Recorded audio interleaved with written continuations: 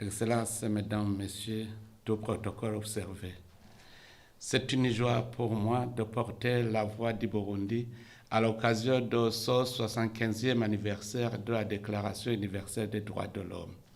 Je suis d'autant plus heureux que cette célébration arrive au moment où le Burundi s'attelle à la recherche du bien-être de tous sans discrimination aucune.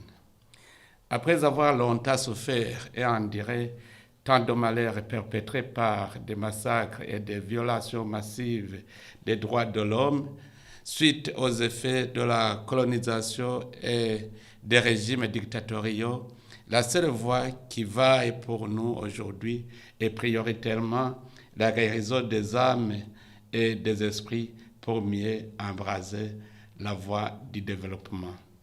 C'est par ailleurs à cette fin que le gouvernement y engage fermement le peuple burundais en établissant la confiance entre les leaders et les citoyens à travers la mise en place d'un gouvernement inclusif, un gouvernement responsable et laborieux, incitant les cadres à servir le peuple en bon père de famille et lutter contre toutes sortes d'injustices.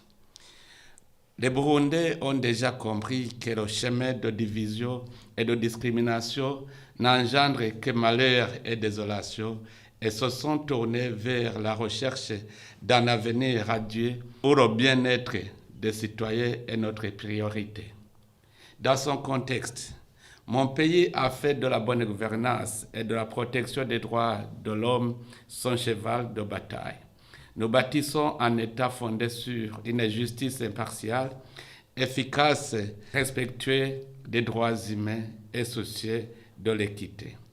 Le Burundi prévoit toutes les mesures nécessaires pour prévenir l'impunité de toute violation des droits humains dans sa constitution et son code pénal, en conformité avec diverses conventions et pactes internationaux en matière des droits de l'homme. Par ailleurs, la récente élection du Burundi au Conseil des droits de l'homme témoigne de notre engagement et de la confiance gagnée au sein des États qui nous ont soutenus et auxquels nous réitérons notre gratitude.